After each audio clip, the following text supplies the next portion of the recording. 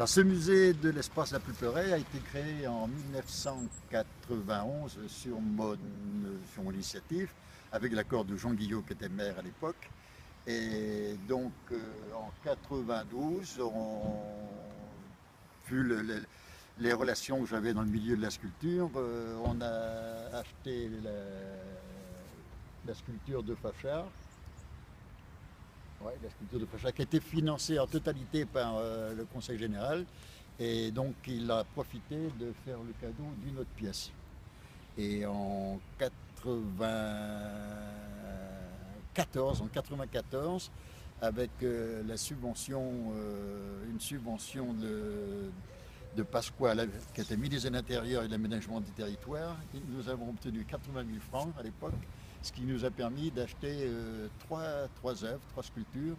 Une de Liébar, qui est derrière ici, une de Gérard Voisin, qui est natif de Plumelec, enfin sa famille est originaire de Plumelec, et une de Gérard Lardeur. Et ensuite en 95, non, n'ayant pas été réélu, ça s'est un petit peu calmé.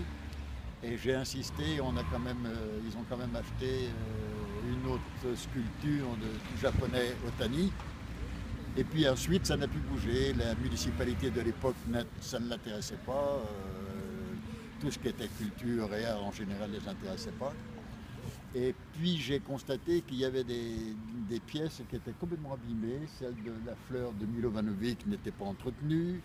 Celle de Gérard Voisin n'était pas entretenue. J'ai relancé plusieurs fois la municipalité, mais ça ne bougeait pas. Tandis que depuis 2014, avec les nouvelles équipes, tout a été remis en place, les sculptures ont été restaurées. Et j'ai donc proposé à l'équipe actuelle de continuer si ça les intéressait. J'avais toujours les contacts dans le milieu des arts. Et depuis, on a eu des dons, ça vient tout seul.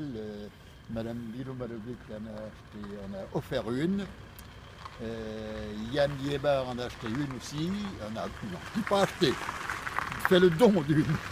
Fait le don. Et l'idée, c'est de poursuivre. Et l'idée, c'est de poursuivre, en fait, de faire un beau musée et de montrer ce qui se fait dans l'art contemporain, donc des choses complètement différentes dans leur matière, dans la conception.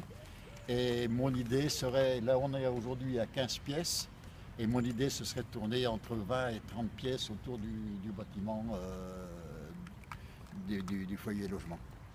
Donc il est question de poursuivre le... Ah oui, on va poursuivre. Il y a 2 pièces qui doivent arriver en janvier, qui sont offertes aussi. Et je suis en contact avec d'autres sculpteurs qui sont intéressés pour ramener des pièces aussi, faire des dons pour Plumelec.